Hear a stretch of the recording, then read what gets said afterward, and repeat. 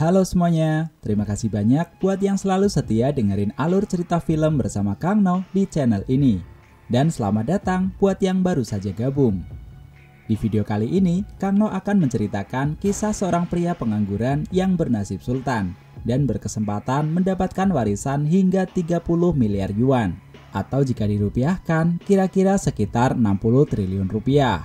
Wow, sangat fantastis bukan? Dan satu hal yang pasti, film ini akan sangat membuat kalian bersemangat dan bergairah tentunya.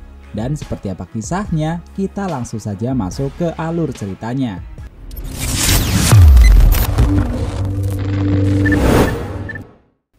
Film akan berfokus pada seorang pria 30 tahunan bernama Wang.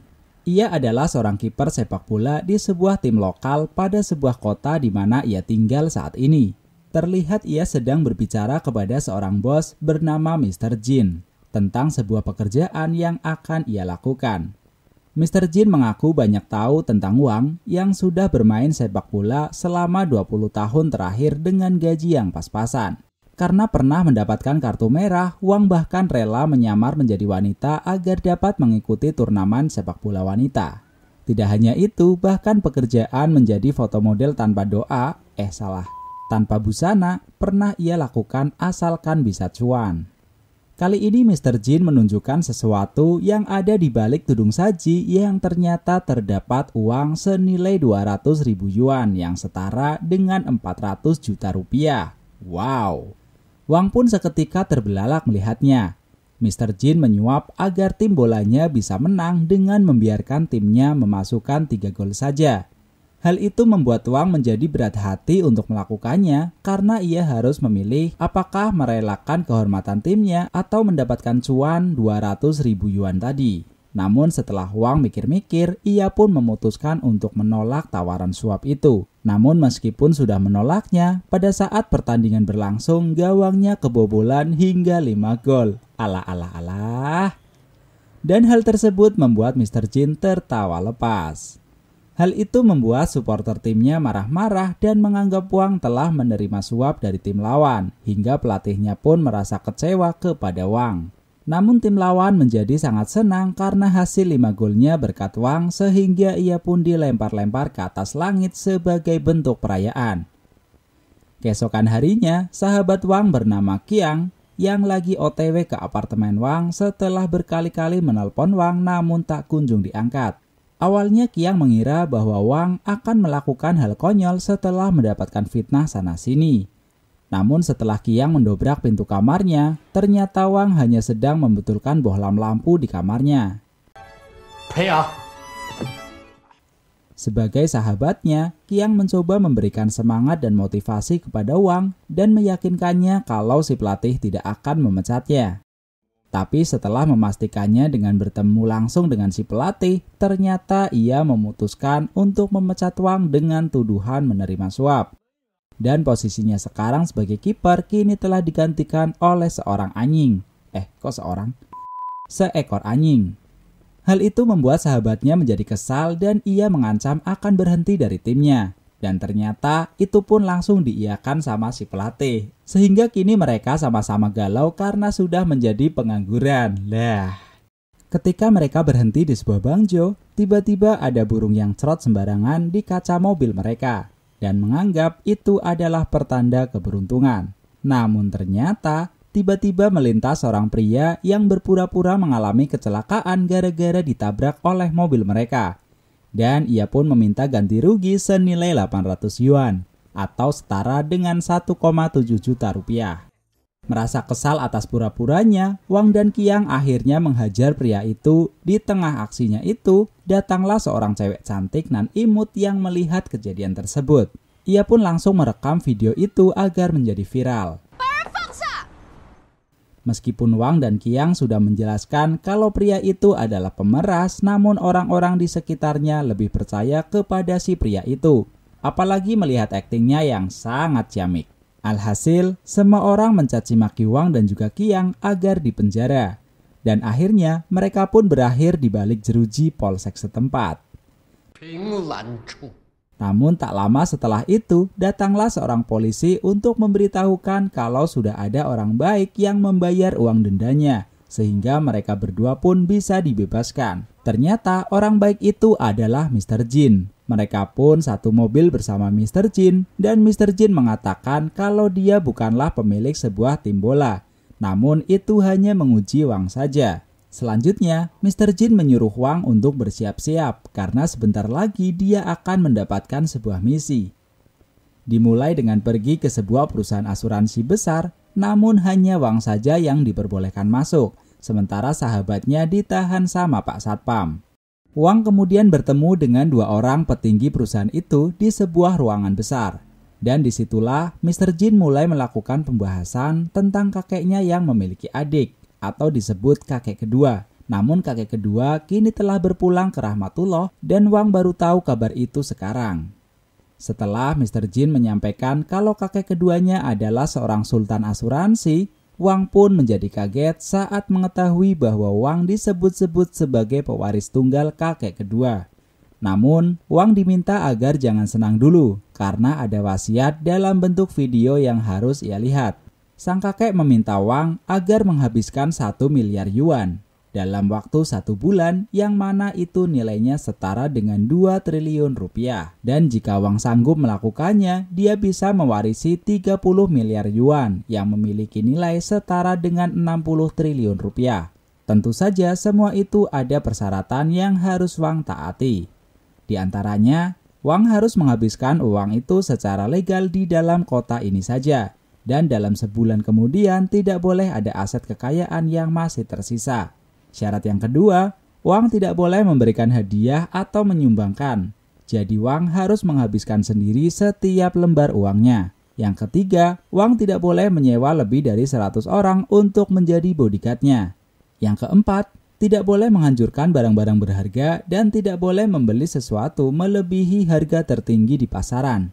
Dan syarat yang terakhir, Wang tidak boleh bilang kepada siapapun tentang permainan ini.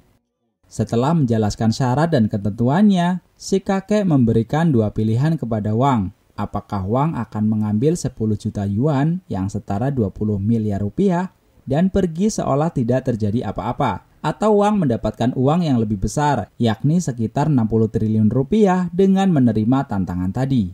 Namun jika Wang gagal, maka ia tidak akan mendapatkan apapun. Setelah terdiam beberapa saat, Wang pun bertanya, bagaimana jika ia tidak menerima tantangan itu? Maka Mr. Jin pun menjawab bahwa uang senilai 30 miliar yuan akan dikelola oleh petinggi perusahaan. Wang yang merasa tidak rela jika uang tersebut dikelola mereka, ia pun memutuskan untuk menerima tantangan itu. Wang mulai tergiur dengan uang besar yang akan bisa mengubah nasibnya menjadi sultan. Mr. Jin pun mengatakan kalau ia akan terus mengawasi Wang dan menunjuk seseorang akuntan dari perusahaan itu untuk terus melacak pembelanjaan yang dilakukan oleh Wang.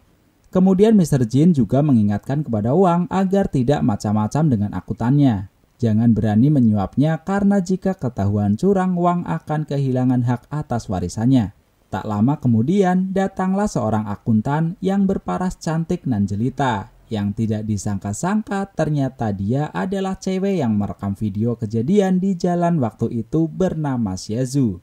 Hal itu membuat mereka berdua menjadi kesal dan Xia meminta mundur dari tugas ini. Namun Mr. Jin mengatakan bahwa Xiaozu tidak dapat menolak klien mereka dan bertanya apakah Wang keberatan dengan akuntannya. Wang pun menjawab tidak dan ia meminta Xiaozu sebagai akuntannya. Xiaozu pun merasa kalau dirinya bakalan dikerjain. Mr. Jin kemudian mengajak Wang untuk melihat langsung uang 1 miliar yuan yang dijanjikan. Akhirnya, Wang dan sahabatnya melihat secara langsung uang sebanyak 1 miliar yuan itu, dan mereka pun langsung pingsan dibuatnya.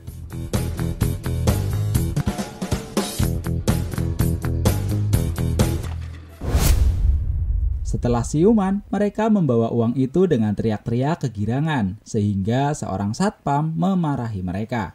Namun setelah diberitahu kalau mereka adalah klien besar, Pak Satpam pun merasa bersalah ketika Wang mengatakan, "Rak sopan gue."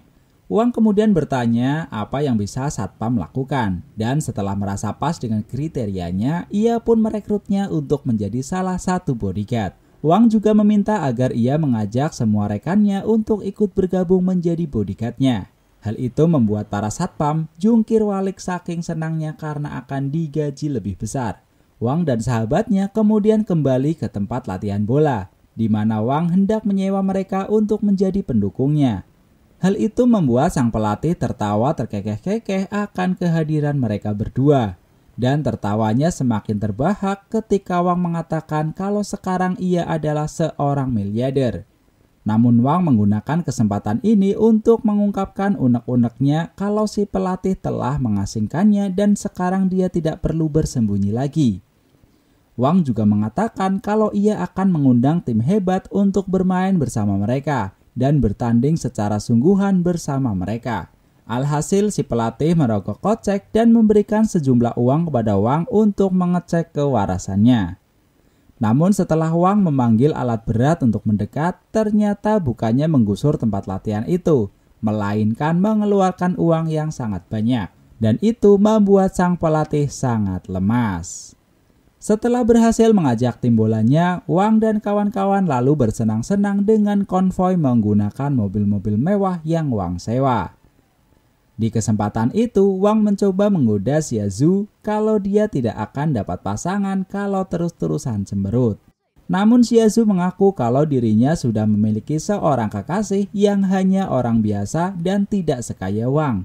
Namun ia adalah salah satu pemuda hebat di kota tersebut.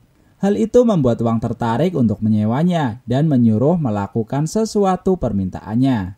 Namun Xia Zhu yakin kalau kekasihnya itu tidak akan tergoda dengan tawaran yang akan Wang berikan.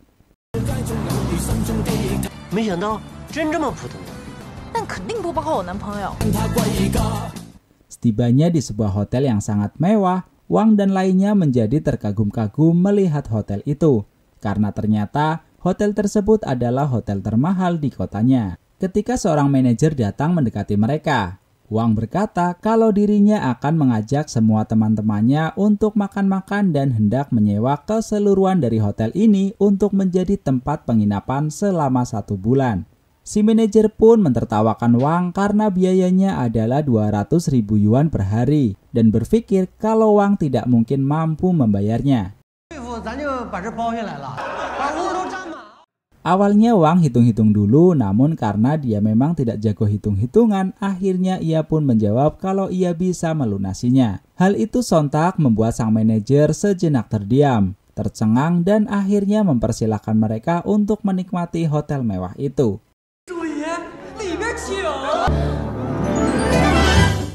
Mulailah Wang dan lainnya melakukan makan-makan enak, yang tidak lupa tetap ada menu ayam geprek teh marni kesukaan Kang No. Sang pelatih pun masih saja menyinyir bahwa Wang adalah orang yang telah lama hidup kismin dan berpola pikir layaknya OKB, sehingga ia menghambur-hamburkan uang untuk pamer.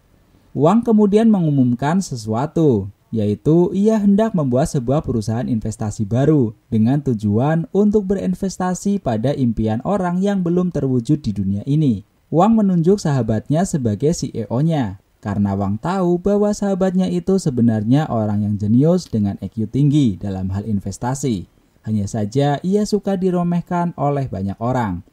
Hal itu membuat sahabatnya sangat bahagia. Teringat bahwa Wang pernah diledekin anjing, sehingga kali ini Wang hendak menunjukkan kepada orang-orang yang pernah meremehkannya.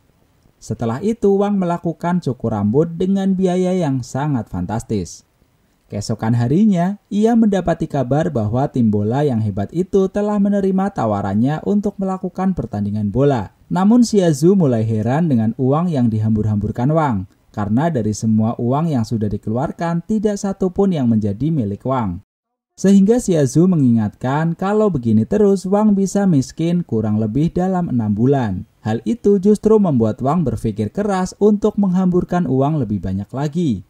Xia Zhu juga mengatakan kalau kekasihnya akan datang ke sini dan akan menjadi pembicara di sebuah seminar dengan judul "Jangan Pernah Menjadi Budak Uang", sehingga ia bermaksud mengajak Wang untuk menghadiri acara tersebut. Hingga tak lama kemudian datanglah sang kekasihnya itu yang bernama Jian. Wang pun langsung mengajaknya untuk minum-minum, namun Jian menolaknya karena dia tidak minum minuman seperti itu. Mereka kemudian berbincang tentang seminarnya, di mana dia terlihat kalau orang zaman sekarang terlalu mendewakan uang. Setelah mengetahui kalau tiketnya tidak begitu laris, Wang langsung memberikan Jian segepok uang untuk membeli semua tiketnya dan memberikan uang lagi untuk seminar-seminar berikutnya. Dan akhirnya Jian pun tergiur dengan banyaknya uang tersebut dan secara spontan meminum minuman yang tadi ditawarkan.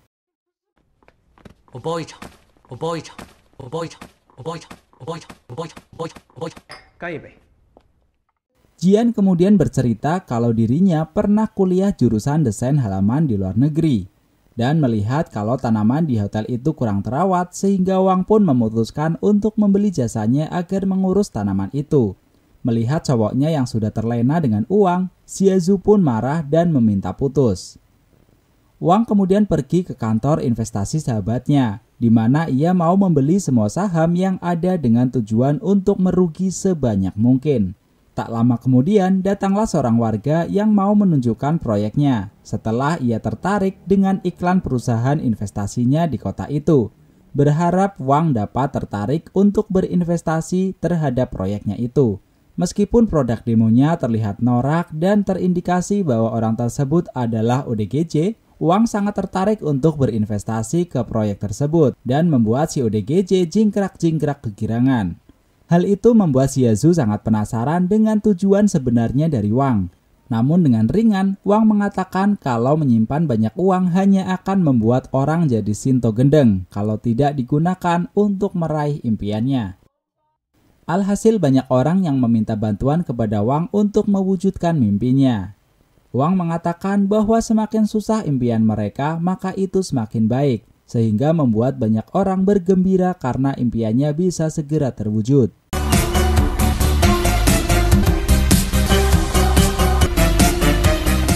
Esok harinya, Wang mencoba layanan spa yang aduhai, yang dilayani oleh seorang wanita yang aduhai juga.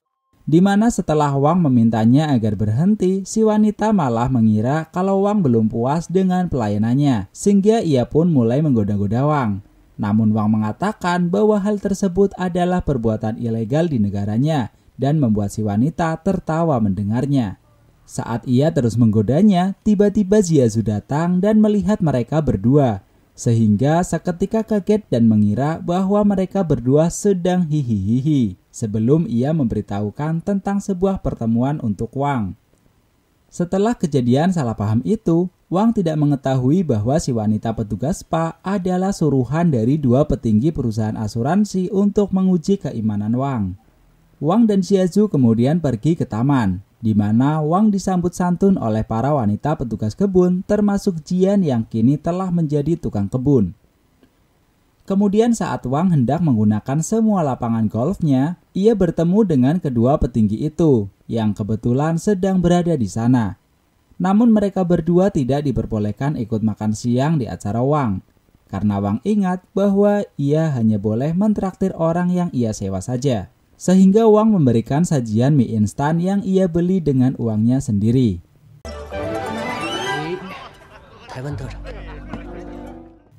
Esok harinya, Wang dikejutkan dengan tepuk tangan dari teman-temannya karena berkat dia, mereka berhasil mengumpulkan banyak cuan dari hasil investasinya.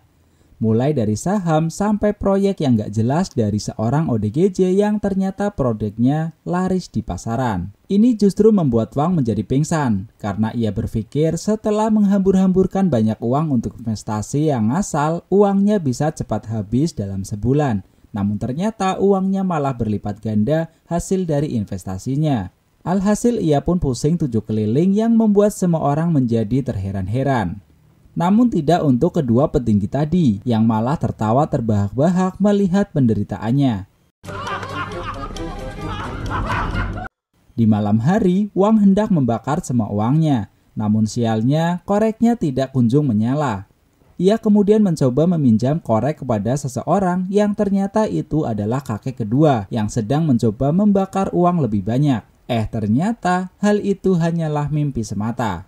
Yang mana Wang dibangunkan oleh sahabatnya yang menyarankan untuk melakukan perayaan atas cuan yang mereka dapatkan. Hal itu tentu membuat Wang memiliki ide untuk mengajak Xiaozu melihat sesuatu yang romantis. Dan sesuatu itu adalah kembang api yang sangat meriah yang menyala di seluruh penjuru kota. Alhamdulillah, mata Jiazu kini menjadi berkaca-kaca karena kebetulan ini adalah hari ulang tahunnya dan berharap ia tidak akan merayakan ulang tahun seorang diri lagi.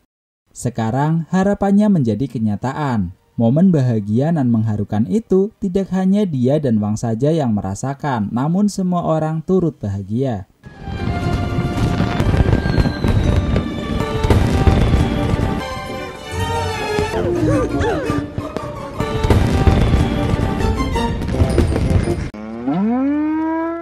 Ketika Wang menyanyikan lagu selamat ulang tahun, Xia bertanya apakah Wang sedang menggodanya.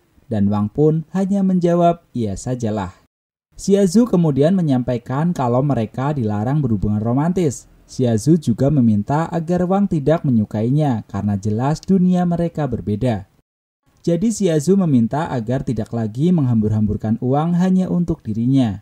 Setelah ia pergi, Xiaozu mengingatkan agar Wang bisa bersikap lebih hemat dan menggunakan uangnya di saat yang tepat. Dan jelas saran semacam itu hanyalah angin lalu bagi seorang Wang. Keesokan harinya, saat Xiaozu berada di luar hotel, banyak orang yang mengunjunginya dari belakang, layaknya seperti seorang artis terkenal. Ternyata, Wang dengan sengaja mempromosikan Xiaozu di kota itu dengan menganggap Xiaozu sebagai kekasihnya yang membuat Xiaozu menjadi stres.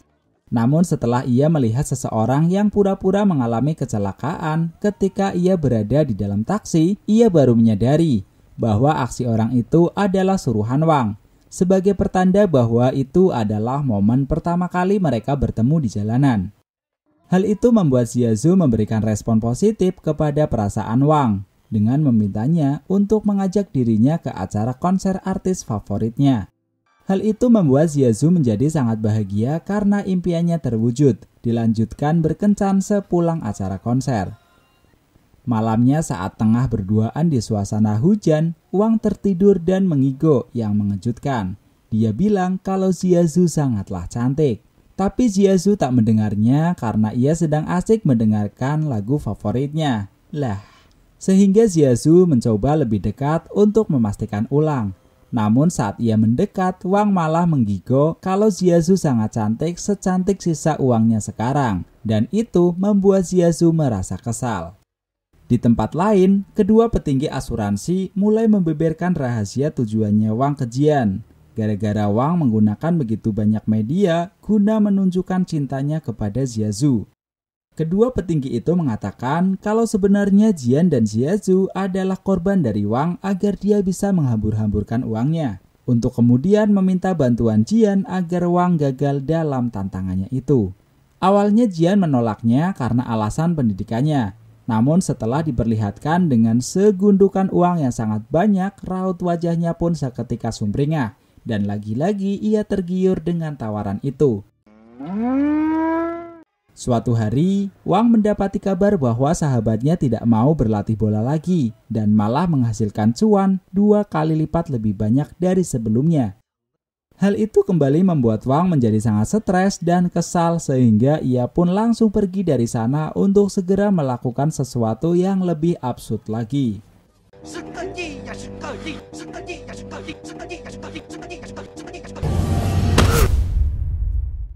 Ia mengenalkan sebuah program asuransi ke banyak orang, yaitu asuransi lemak bagi orang-orang yang ingin diet. Jadi setiap orang hanya akan membayar 1 yuan saja untuk mengikuti asuransi lemaknya itu, dan pihak asuransi akan membayarnya 1 yuan per gram lemak. Sebagai contohnya, jika seorang berhasil menurunkan berat 1 kg lemaknya, maka ia akan mendapatkan uang sebesar 1.000 yuan. Namun program ini hanya akan berjalan selama 15 hari saja. Oleh karena itu, Wang menyarankan agar orang-orang segera bergegas untuk membakar lemak sebanyak-banyaknya, agar uang yang Wang miliki bisa segera habis. Hal itu tentu membuat semua orang senang dengan program asuransi yang Wang tawarkan. Namun hal itu membuat kedua petinggi menjadi marah dan menganggap asuransi lemak Wang adalah bentuk sumbangan. Namun Mr. Jin melihat kalau Wang belum melanggar aturan, beralasan jika asuransinya bersifat komersial dan bukan kejahatan.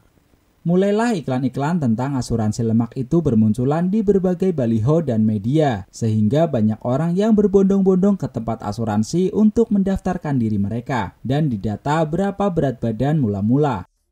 Program asuransi itu tidak lepas dari kecurangan orang yang dengan sengaja memasukkan beberapa benda berat ke dalam pakaian mereka agar dia bisa lebih cuan.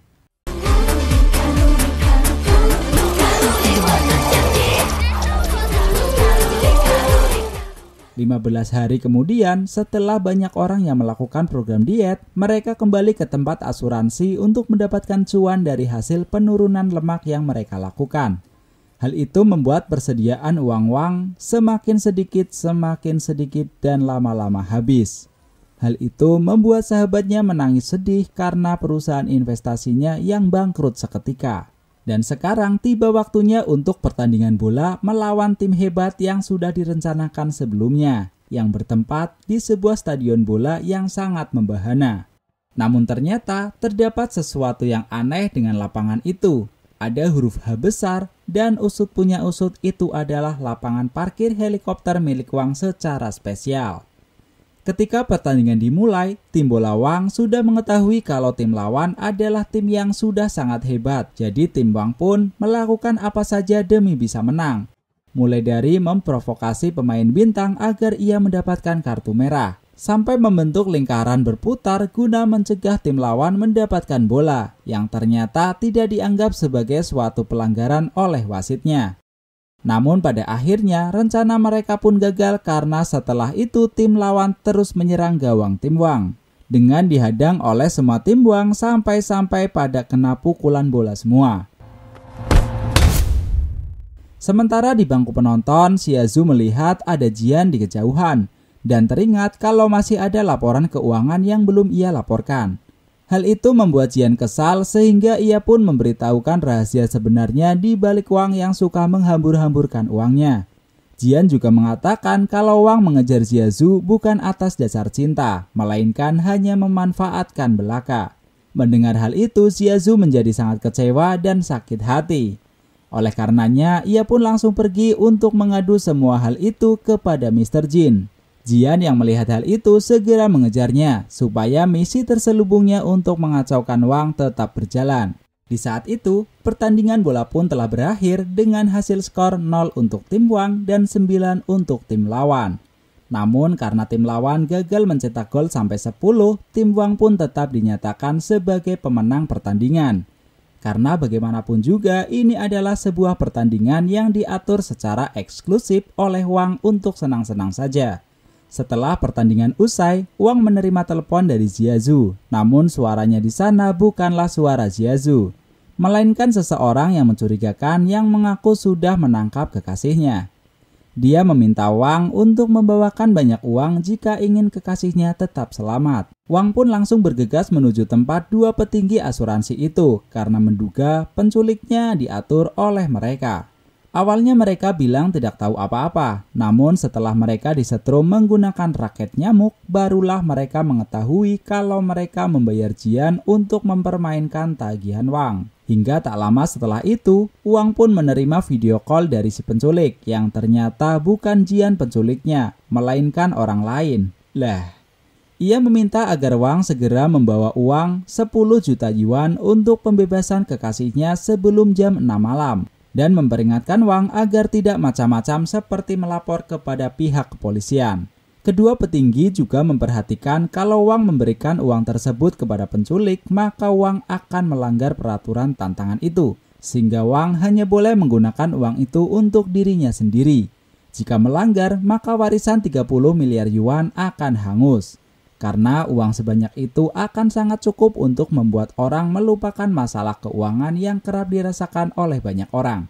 Hal itu pun membuat Wang menjadi pusing 7 keliling lagi antara mau pilih uang atau bucinnya.